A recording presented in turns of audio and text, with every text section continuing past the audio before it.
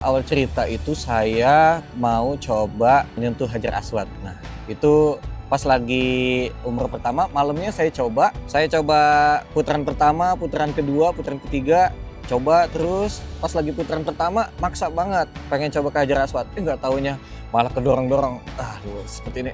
Terus nggak bisa banget dah untuk dilanjutin. Saya langsung udah gak usah paksain, pulang dulu. Terus saya hari kedua atau hari ketiga coba lagi untuk ke sana melaksanakan tauf sunat malamnya. Pertama saya coba, kedua saya coba, ketiga saya coba, terus mulai dari yang pertama saya tiba-tiba kedorong untuk langsung megang makom Ibrahim. Tiba-tiba ada yang dorong saya langsung pegang. Alhamdulillah saya pegang, lanjut lagi. Untuk yang ketiga, keempat saya dapetin Hijr Ismail, diem dulu kayak gitu, lanjut lagi. Dapetin Hajar Aswad nih, udah di putaran ketujuh mencoba untuk ke Hajar Aswad. Oh ya, sebelumnya di keempat itu saya ke Rukun Yamani dulu, dapat juga sama. Momennya didorong juga. Saya langsung terharu di situ.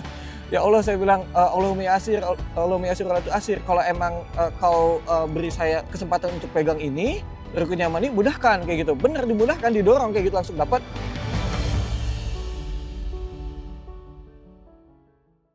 Bismillahirrahmanirrahim. Assalamualaikum warahmatullahi wabarakatuh. Alhamdulillah kembali lagi di Ruhania Journey. Gak kerasa umroh Ramadan kita ini sudah hampir di penghujung perjalanan. Hampir 10 hari kita berada di Mekah dan Madinah. Rasanya baru kemarin di Jakarta, di Bandara Soekarno-Hatta, kita kumpul, sedang briefing, bersiap-siap menghadapi 24 jam pertama yang memang perjuangan luar biasa, ya. Tapi ternyata kita sampai di titik ini gitu. Tentu perjalanan ini banyak momen haru, banyak momen berharga, momen istimewa, momen-momen penuh nuansa spiritualitas, momen penuh kedekatan dengan Allah dan Rasulullah SAW. Tapi hari ini yang akan cerita-cerita bukan saya, bukan juga tim dari Ruhania yang lain. Insya Allah kita sudah bersama Mas Fuad. Ya. Apa kabar Mas Fuad? Alhamdulillah baik, Ustaz. Alhamdulillah, Mas Fuad ini salah satu jamaah kita di umroh Ramadan kali ini, dan beliau bersama rombongan keluarga, hampir keluarga besar Ya, hampir keluarga besar. Karena orang tua ada, istri ada, kakak atau kakak, adik? Kakak ya? Kakak ada, anak. kemudian anak, Ya. kemudian keponakan. Ini kakaknya saya, itu mertuanya. Oh gitu, Yeah. Masya Allah. Jadi hampir lengkap begitu ya, Masya Allah. Umroh bersama keluarga beliau, melewati perjalanan, perjuangan bersama-sama di Mekah dan Madinah. Baik, Mas Fuad, kita coba ngobrol-ngobrol sedikit ya. Boleh, Ustaz. Mudah-mudahan Mas Fuad berkenan berbagi cerita dengan teman-teman yang menyaksikan begitu. Baik. Yang pertama nih Mas Fuad, Oke. kita udah hampir di penghujung perjalanan. Ya. Udah hampir 10 hari di sini. Dari total perjalanan kita 12 hari. Bayangan Mas Fuad tuh di awal gimana sih? Mau umroh Ramadan nih kita gitu kan, 12 hari perjalanan. Apa yang dibayangin? Apa mungkin, kayaknya bakal berat banget. Mungkin bakal panas atau bagaimana? Bener nggak sesuai bayangan itu? Apa sekeos itu misalnya begitu ya? Atau ternyata berbalik di balik itu semua? Oke. Gimana Mas Fuad? Oke, baik. Alhamdulillah. Ya, jadi gini, Pak Ustadz. Awal cerita itu dari rombongan kami, kan kami dari Al Ijabah ya. Itu kalau di list, saya bantu list itu sekitar 30 orang awalnya. Tapi setelah jadwal keluar, kita rencana untuk umroh, ternyata umroh Ramadan. Waduh, qadarullah berkurang. Dari 30, 20, lama-lama 10 orang doang nih yang bertahan kayak gitu. Ya udah, mungkin yang lain pada ngerasa ini tuh susah gitu karena ini Ramadan. Jadi mungkin yang lain pada ngerasa ini seret kayak gitu ya pas lagi puasa, jadinya pada nanti aja deh, next umroh aja kayak gitu. Oh ya udah, nggak apa-apa. Tapi dari saya bertekad terus untuk bersama keluarga. Saya tetap ngajak anak saya coba ke sini, kita coba sama-sama berjuang. Ya alhamdulillahnya pas lagi udah dijalanin ya biasa aja gitu, malah rasanya kayak makin semangat untuk beribadah gitu. Mungkin kalau di sebelum-sebelumnya, di bulan-bulan sebelumnya untuk beribadah itu gak terlalu rajin gitu, tapi kalau di sini isinya full ibadah semua, alhamdulillah seperti itu, Ustaz. Jadi ternyata Allah kuatkan begitu. Alhamdulillah. Ya. Ketika sebelum berangkat di bayangan kita itu ternyata luar biasa gitu. Kayaknya berat nih. Kayaknya. Tapi begitu dijalanin ternyata ya Allah ringankan semuanya. Alhamdulillah. Nah, Mas Fuad udah hampir kurang lebih 10 hari di sini ya. Pasti ada up and down, positif negatif, plus dan minus. Ada nggak momen-momen Mas Fuad itu ngerasa, aduh fisik saya udah limit ya, aduh saya merasa hampir nyerah deh gitu. Ya. Dan gimana cara Mas Fuad untuk balikin lagi semangat ngadepin itu semua? Oke.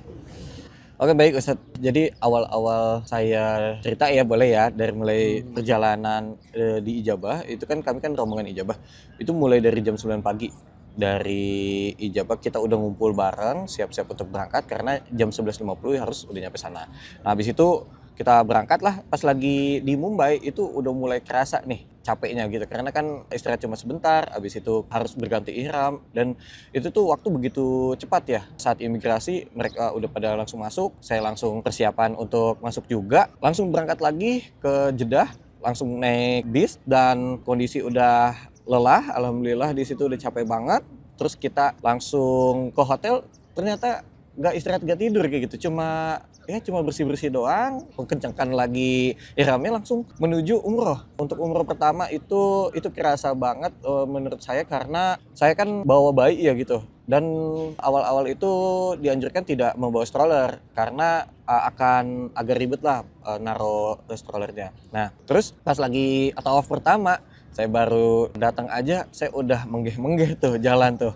Udah ya Allah ini gimana ini sambil bawa gendong anak kayak gitu kan, capek. Tapi semangat saya terus berlanjut karena ini merupakan ibadah yang paling suci menurut saya. Jadi ibadah umroh itu saya udah bawa keluarga saya ke sini, ya masa sayang-sayang banget kalau misalnya amit-amit saya jatuh pingsan kayak gitu di bawah. Tapi saya kembalikan lagi semangat saya, giroh saya untuk berangkat ke sini, saya paksakan terus sampai 7 putaran selesai.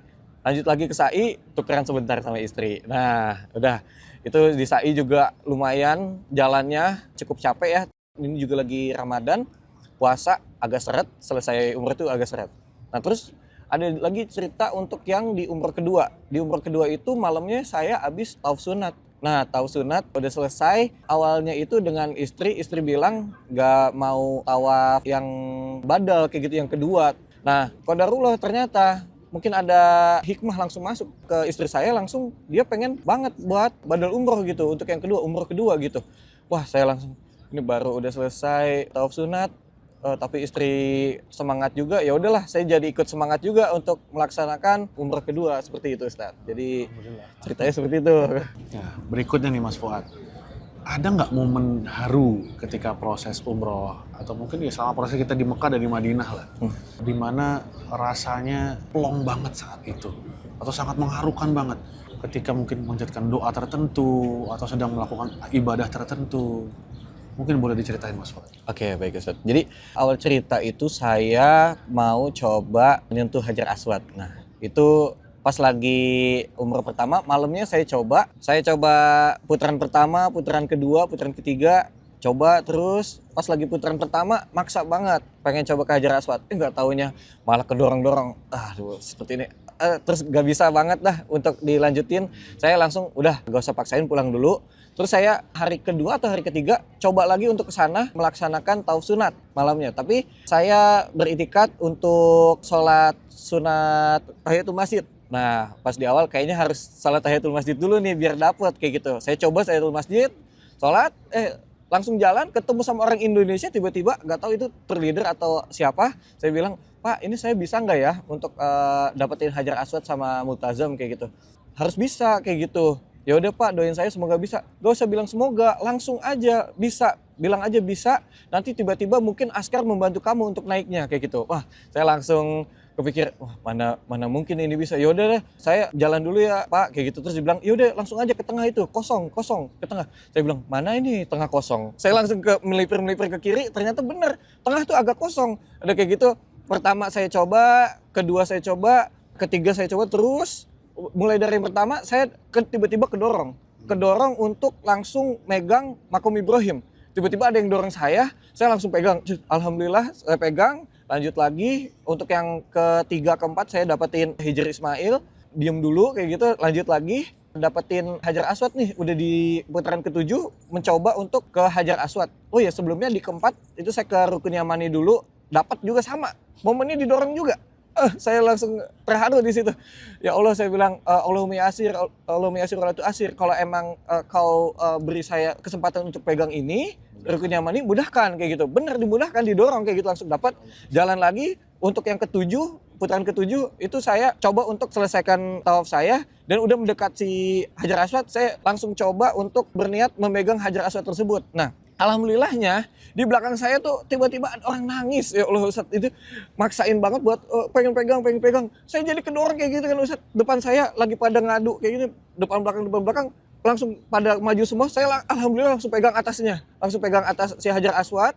Pegang, yang belakang saya nangis banget, saya langsung, aduh sedih juga, saya langsung pegang bawahnya gitu, yang di bagian hitamnya itu, di batu hitamnya saya pegang, alhamdulillah, langsung saya kecup tangan saya. Nah itu kan meskipun kita nggak bisa menyium secara langsung, katanya bisa juga pakai tangannya aja langsung dikecup kayak gitu. Nah udah selesai, saya nggak cukup di situ Ustadz, saya rasanya sayang banget kesini kalau nggak multazam gitu, katanya doa yang nggak pernah tertolak itu di multazam itu. Saya udah lewat, aduh sayang banget nih, udah langsung nungguin aja orang dari atas, please change with me gitu kan, tukeran.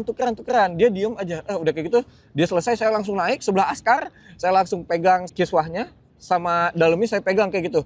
Tapi ada cerita menarik juga pas lagi saya pengen pegang tuh, saya kan keinget kata si orang tadi di awal, dia bilang nanti minta bantuan askar aja buat ngambil itu, buat pegang kayak gitu. Saya bilang ke askarnya, Askar please take my hand kayak gitu, ambil tangan saya gitu. Dia bilang, lah, saya dalam hati, ini kayaknya emang jawaban Allah untuk saya bisa untuk berjuang sendiri, jangan lewat orang lain kayak gitu. Ya udah, saya langsung alhamdulillahnya bisa saat kayak gitu pegang. Nah, langsung doa, Robbi Firli, sabar Rabbana atina fid dunya hasanah. Nah, habis itu ya udahlah, untuk yang urusan akhirat udah sekalian minta dunia kayak gitu ya, kayak gitu. Nah, terus ada momen haru juga di mana saya ketemu almarhumah ibu saya kayak gitu. Saya pas lagi sebelum kesini juga udah sempat bermimpi, saya ketemu di tangga yang menuju Jalan Sai itu, ketemu gitu. Tapi kan sekarang ternyata udah berubah, udah jadi eskalator ya. Saya langsung, oh mungkin mama ada di sini kayak gitu. Mama udah nungguin aku di sini. Ya udah, aku berniat untuk umroh. Dipaksa ayah juga buat nabung. Alhamdulillah 1,5 tahun saya langsung selesain tabungan saya, kita berangkat. Alhamdulillah saya ketemu sama almarhumah ibu saya kayak gitu, pas lagi tawaf, pas lagi sa'i juga ketemu kayak gitu. Saya bilang, ini almarhumah ibu saya nih kayak gitu. Bilang ke istri juga, itu mama kayak gitu. Yang mana yang itu mana, itu bukan mama. Ya itu mama. Ya udah langsung saya merinding di situ. Ini yang lain pada nggak ngeliat apa ya kayak gitu kan. Nah seperti itu Ustaz. Iya, banyak cerita ternyata ya, luar biasa. Baik perjuangan di sekitar Ka'bah tadi ya, dengan Rukun Yamani, Hajar Aswad, Multazam. Bahkan Masya Allah, ini saya sampai merinding juga dengerin tadi.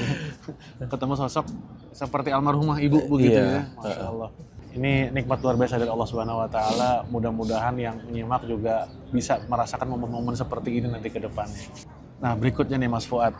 Mas udah ngerasain, kita hampir sepertiga Ramadan kali ini ngerasain puasa di Mekah dan Madinah. Ada nggak bedanya dengan kita puasa di Indonesia? Dan apa kira-kira yang Mas Fuad bakal kangenin ketika nanti bakal pulang lagi ke Indonesia, bakal dikangenin dari Mekah dan Madinah?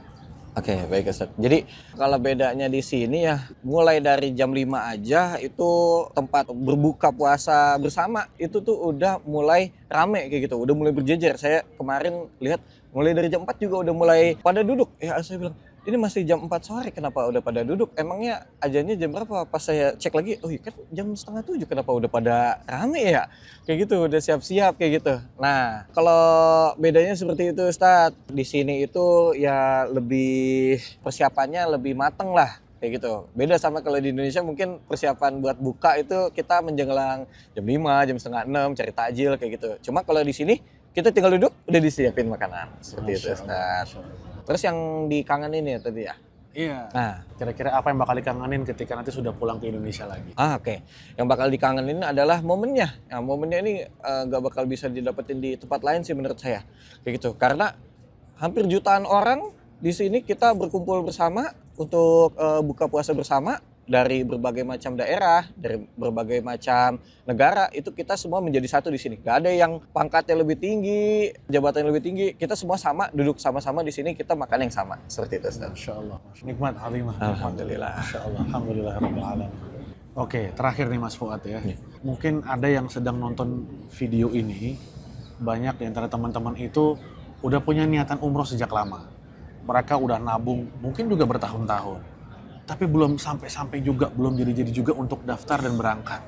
Nah, apa pesan Mas Fuad untuk mereka semua? Oke, baik.